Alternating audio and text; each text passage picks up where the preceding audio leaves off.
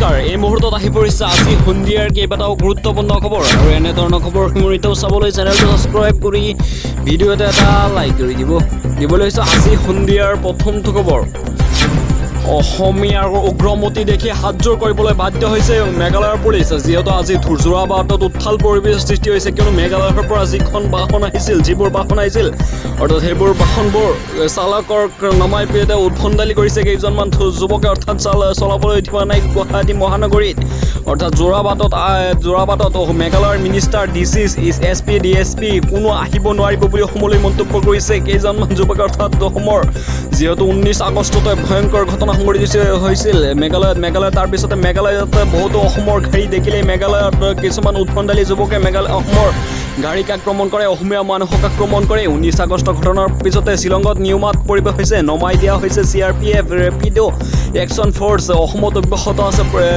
প্ৰতিবাদবোৰ অসমত সকলো প্ৰতিবাদবোৰ হৈছে যোৰাবাটত বৰ্তমান অৱস্থা নিয়ন্ত্ৰণ কৰিব পৰা নাই অৰ্থাৎ যোৰাবাটৰ লগতে মেঘালয়তো অসমৰ গাড়ীবোৰ অসমৰ চালকবোৰ পিটন দিয়া যায় অৰ্থাৎ অসমীয়া গাড়ী দেখিলেই ভাঙি দিয়া আছে বৰ্তমান শ্বিলঙত বৰ্তমান আবদ্ধ মেঘালয়ত হৈ থকা লোকৰ বাবে হেল্পলাইন নম্বৰ মুকলি কৰিছে অসম আৰক্ষীয়ে অসমলৈ সুকলমে আনিবলৈ আবদ্ধ হৈ থকা লোকক অসমলৈ উভতাই আনিবলৈ চেষ্টা কৰি আছে ৰাজ্য চৰকাৰে অসম আৰক্ষীক সম্পূৰ্ণৰূপে আগবঢ়োৱা সহযোগিতা কৰিছে হোৱাটছআপ নম্বৰবোৰ মুকলি কৰিছে আপুনি এই নম্বৰ যদি আপুনি শ্বিলঙত যদি অৰ্থাৎ মেঘালয়ত যদি আপুনি আবদ্ধ হৈছে তেন্তে এই নম্বৰ দুটাত আপুনি কল কৰি শীঘ্ৰেই আপোনাক সুকলমে উভতাই আনিবৰ চেষ্টা কৰিব অসম আৰক্ষীয়ে নম্বৰ দুটা হৈছে 9181018888 আৰু এটা হৈছে 0361238151 আপুনি আকৌ নতুনকৈ আপুনি মোবাইলত ছেভ কৰি লওক নম্বৰ দুটা হৈছে আকৌ কৈ দিয়াছোঁ 9181014888 আৰু এটা হৈছে 0361238151 এই নম্বৰ দুটাত আপুনি যদি আপোনাৰ কাৰোবাৰ যদি মেঘালয়ত আবদ্ধ হৈছে তেন্তে এই নম্বৰ দুটাত আপুনি কল কৰি আপুনি হেল্পলাইন নম্বৰটো মুকলি কৰিছে অসম চৰকাৰে যদি মেঘালয়ত আবদ্ধ হৈ থাকে তেন্তে লোকসকলে এই নম্বৰ দুটাত কল কৰি তেখেতসকলে শ্বিলঙৰ পৰা তেখেতসকলৰ মানুহবোৰ উভতাই আনিব পাৰিব অসমলৈ অন্য এটা খবৰ দিবলৈ প্ৰসংগ হৈছে জিলা আয়োগক ধমক দিছে অখিল গগৈয়ে শিৱসাগৰৰ বিধায়ক অখিল গগৈয়ে মন্তব্য কৰিছে শিৱসাগৰৰ বিধায়কগৰাকীয়ে AIS এছ'চিয়েশ্যনক উদ্বেগ প্ৰকাশ কৰিছে তাৰ পিছতেই বিবিধ যোগে পথ প্ৰকাশ কৰিছে এনে আচৰণ ব্যৱহাৰ প্ৰশাসনিক কাম কাজত প্ৰভাৱ পেলাই বুলি মন্তব্য কৰিছে শিৱসাগৰৰ AS এছ'চিয়েশ্যনে মন্তব্য কৰিছে এনে আচৰণ ব্যৱহাৰ প্ৰশাসনিক কাম কাজত প্ৰভাৱ পেলাই জনপ্ৰতিনিধিও আৰু প্ৰশাসনক সমন্বয়লৈ প্ৰশ্ন তোলে বুলি মন্তব্য কৰিছে ভৱিষ্যতে এছ'চিয়েশ্যনৰ সদস্য অখিল গগৈ জড়িত থকা কামত নিজৰ বিবেচনাত পদক্ষেপ ল'ব বুলি মন্তব্য কৰিছে অৰ্থাৎ শিৱসাগৰ বিধায়ক অৰ্থাৎ শিৱসাগৰ জিলাৰ বিধায়ক অখিল গগৈৰ এনে আচৰণ এনে ব্যৱহাৰটো বেয়া হৈছে বুলি মন্তব্য কৰিছে অন্য এটা খবৰ দিবলৈ উত্তৰ প্ৰদেশৰ চৰকাৰী বিদ্যালয়ৰ শোচনীয় স্বৰূপ হৈছে CGP পিনৰ উন্মোচন কৰি থকাৰ মাজতে যোগী আদিত্যনাথ চৰকাৰৰ নতুন অধ্যায় আৰম্ভ হৈছে কিয়নো এইবাৰ শিক্ষাৰ্থীৰ অভিভাৱকৰ লক্ষ্য উত্তৰ প্ৰদেশৰ চৰকাৰে উত্তৰ প্ৰদেশৰ পৰা প্ৰথমানৰ পৰা অষ্টমানলৈকে 1.18 কোটি ছাত্ৰ ছাত্ৰীৰ অভিভাৱকৰ বেংক একাউণ্টত ৰাজ্য চৰকাৰে জমা দিলে ধন এই ধৰণৰ অভিভাৱক ছাত্ৰ ছাত্ৰীৰ বাবে স্কুল বেগ জোতা মোজা ইউনিফৰ্ম ক্ৰয় কৰিবলৈ আহ্বান জনাইছে যোগী আদিত্যনাথ চৰকাৰে অৱশ্যে বিধ্বস্ত চৰকাৰী বিদ্যালয়ৰ আন্তঃগাঁথনি পৰ্যাপ্ত শিক্ষক পাঠ্যপুথি আৰু উন্নত শৈক্ষিক পৰিৱেশ ৰচনাৰ ক্ষেত্ৰত চৰকাৰে কি ভূমিকা পালন কৰিব ৰাজহুৱা কৰা নাই বুলি বৰ্তমানলৈকে জানিব পৰা গৈছে আৰু উত্তৰ প্ৰদেশত চৰকাৰী বিদ্যালয়ক লৈ CGPয়ে যিটো প্ৰতিবাদ আৰম্ভ কৰিছিল তাৰ পিছতে উত্তৰ প্ৰদেশৰ চৰকাৰে ছাত্ৰ ছাত্ৰীসকলৰ অভিভাৱকৰ একাউণ্টত টকাবোৰ সোমাইছে ছাত্ৰ ছাত্ৰীসকলৰ যিসকল যাৱতীয় বস্তুবোৰ লাগে স্কুলীয়া বেগবোৰ কিতাপবোৰ তেখেতসকলক কিনিবলৈ দিছে উত্তৰ প্ৰদেশৰ চৰকাৰে অন্য এটা খবৰ দিবলৈ ৰূপহীহাটৰ যুৱক এজন বৰ্তমান শ্বিলঙত আবদ্ধ হৈ আছে বুলি বৰ্তমানলৈকে জানিব পৰা গৈছে তেখেতক শ্বিলঙৰ পৰা শীঘ্ৰে উদ্ধাৰ কৰিবলৈ জনাইছে এজন ব্যক্তিয়ে ৰূপহীহাটৰ এজন ব্যক্তিয়ে শ্বিলঙৰ পৰা উদ্ধাৰৰ আহ্বান ৰূপহীহাটৰ এটা পৰিয়ালৰ শ্বিলঙত আবদ্ধ হৈছে অসমৰ লোকৰ হাহাকাৰ লাগিছে কিয়নো শ্বিলঙৰ নেগ্ৰিমত চিকিৎসালয়ৰ বাবে গৈছিল আবদ্ধ ৰোগী কেইজন বৰ্তমান তেখেতসকলে ৰাজপথত ওলাই আহিব নোৱাৰা হৈছে তেখেতসকলে ৰাজপথত ওলাব নোৱাৰা এটা শিহৰণকাৰী দৃশ্যবোৰ বৰ্তমান ৰাজপথত দেখুৱাবলৈ হৈছে তেখেতসকলে অসমীয়া বাহন অসমীয়া মানুহ দেখিলেই আক্ৰমণ কৰে বুলি ব্যক্তিজনে কৈছে। ৰূপৈহাটৰ ব্যক্তিজনে কৈছে শ্বিলঙৰ পৰা উদ্ধাৰৰ বাবে তেখেতে আহ্বান জনাইছে শীঘ্ৰেই, কিয়নো তেখেতসকল যিটো ৰুমত থাকে সেই ৰুমৰ যিটো ভাড়া আছিল 500 টকা, সেই ভাড়াটো বৰ্তমান 3000 টকালৈকে লৈ আছে। বৰ্তমান সুযোগ বুজি অসমৰ মানুহবোৰৰ পৰা তেখেতসকলে দুৰ্বল ভাবি তেখেতসকলে এতিয়া আৰু 3000 টকা ভৰাই দিছে বৰ্তমানলৈকে জানিব পৰা গৈছে। আৰু তেখেতসকলে ৰাজপথত ওলাই আহিব পৰা নাই। অসমীয়া মানুহ আৰু অসমীয়া গাড়ী দেখিলেই ৰাজপথত আক্ৰমণ কৰে মেঘালয়ৰ কিছুমান উদ্ভণ্ডালী যুৱকে। অন্য এটা খবৰ দিবলৈ শিক্ষাৰ্থীৰ ওপৰত আৰক্ষীৰ আক্ৰমণ সন্দৰ্ভত হৈছে কঠোৰ হৈছে উচ্চতম ন্যায়ালয়। দিল্লীৰ উচ্চতম ন্যায়ালয় কঠোৰ হৈছে শিক্ষাৰ্থীসকলৰ ওপৰত এতিয়াৰ পৰা আৰক্ষীয়ে আক্ৰমণ কৰিব নোৱাৰিব। আৰক্ষীৰ সন্দৰ্ভত এতিয়া উচ্চতম ন্যায়ালয় কঠোৰ হৈছে। উচ্চতম ন্যায়ালয়ে গঠন কৰিলে উচ্চস্তৰীয় তদন্ত সমিতি। দিল্লী যন্তৰ মন্ত্ৰৰ প্ৰতিবাদী শিক্ষাৰ্থীৰ ওপৰত আৰক্ষীয়ে চলাইছিল আক্ৰমণ। ন্যায়ালয়ে গঠন কৰিলে 5জনীয়া তদন্ত সমিতি। উচ্চতম ন্যায়ালয়ৰ ন্যায়াধীশৰ নেতৃত্বত সমিতি গঠন কৰিছে। আৰক্ষীৰ আক্ৰমণ সন্দৰ্ভত তদন্ত কৰিব তদন্ত সমিতিয়ে। বৰ্তমান শিক্ষাৰ্থীসকলৰ ওপৰত যদি কোনোবা আৰক্ষীয়ে বেয়াকৈ অৰ্থাৎ এনে শাস্তি দিয়ে, অৰ্থাৎ শিক্ষাৰ্থীৰ ওপৰত যদি আক্ৰমণ চলায়, তেন্তে এতিয়াৰ পৰা উচ্চতম ন্যায়ালয়ে তেখেতসকলক বিহিত ব্যৱস্থা গ্ৰহণ কৰিব। উচ্চতম ন্যায়ালয়ে অৰ্থাৎ উচ্চতম ন্যায়ালয়ে গঠন কৰিলে উচ্চস্তৰীয় তদন্ত সমিতিবোৰ গঠন কৰা হৈছে, যাতে শিক্ষাৰ্থীৰ ওপৰত আৰু কোনো আক্ৰমণ চলাব নোৱাৰে কোনো আৰক্ষীয়ে, কোনো বেয়া ব্যৱহাৰ কৰিব নোৱাৰে আৰক্ষীয়ে।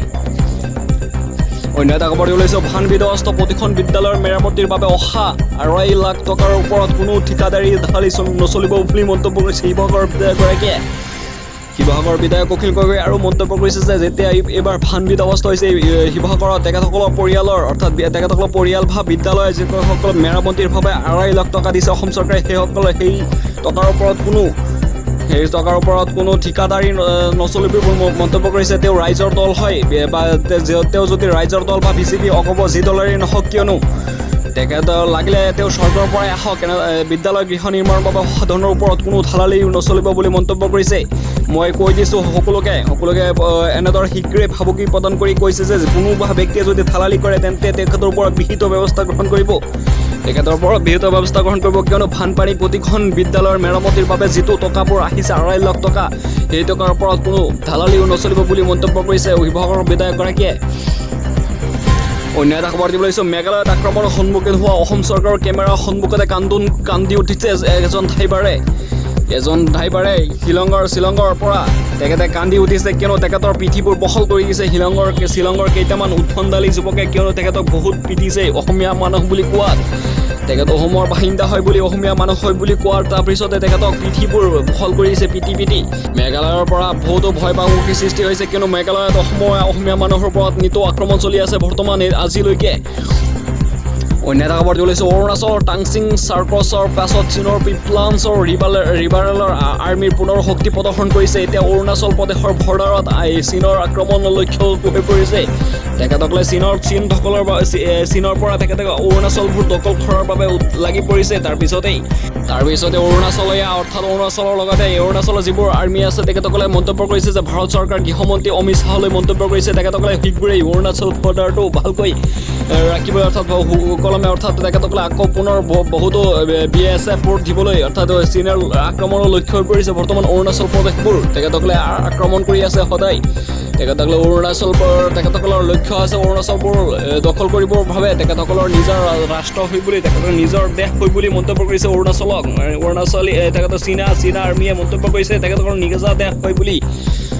অন্য এটা খবৰ দিবলৈ উচ্চতম ন্যায়ালয়ত মুখ থেকে জাগাইছে সিদ্ধাৰ্থ শৰ্মাই জুবিন গাৰ্গৰ হত্যাকাৰী বুলি যে তেখেতসকলে বৰ্তমান গোচৰত আছে বুলি সিদ্ধাৰ্থ শৰ্মাই তেখেতে মুখ থেকে জাগাইছে উচ্চতম ন্যায়ালয়ে, কিয়নো বহিৰাজ্যলৈ গোচৰ স্থানান্তৰৰ বাবে কৰা আবেদন খাৰিজ কৰিছে উচ্চতম ন্যায়ালয়ে, অৰ্থাৎ নাকচ কৰিছে তেখেতৰ গোচৰবোৰ। যিহেতু ফাৰ্ষ্ট ট্ৰেক আদালতৰ পিছতে তেখেতে হাইকোৰ্টত দিছিল, গুৱাহাটী হাইকোৰ্টৰ পিছতো বৰ্তমান উচ্চতম ন্যায়ালয়ে তেখেতৰ কেছবোৰ গৈছিল, তেখেতৰ গোচৰবোৰ যোৱাৰ পিছতে তাৰ পৰাও খাৰিজ কৰিছে তেখেতসকলৰ আবেদনবোৰ। নিজ ৰাজ্যৰ উচ্চ ন্যায়ালয়ৰ ওপৰত আস্থা ৰখাৰ নিৰ্দেশ দিছে, অৰ্থাৎ অসমৰ হাইকোৰ্টৰ ওপৰত গুৱাহাটী হাইকোৰ্টৰ ওপৰত আস্থা ৰখাৰবোৰ নিৰ্দেশনা দিছে উচ্চতম ন্যায়ালয়ে। আৰু বহুতে প্ৰশ্ন কৰিছে যে জুবিন গাৰ্গৰ অনুৰাগী আৰু জুবিন গাৰ্গৰ লগতে জুবিন গাৰ্গৰ পত্নী ভূমিমা গাৰ্গেও প্ৰশ্ন কৰিছে, অৰ্থাৎ সকলোৱে প্ৰশ্ন কৰিছে জুবিন গাৰ্গ কেতিয়া ন্যায় পাব বুলি কেতিয়া পাব নাই বুলি মন্তব্য কৰি আছে বহুতে অনুৰাগীয়ে, কিন্তু তেখেতসকলক এতিয়ালৈকে গ্ৰেপ্তাৰ কৰি ৰাখিছে।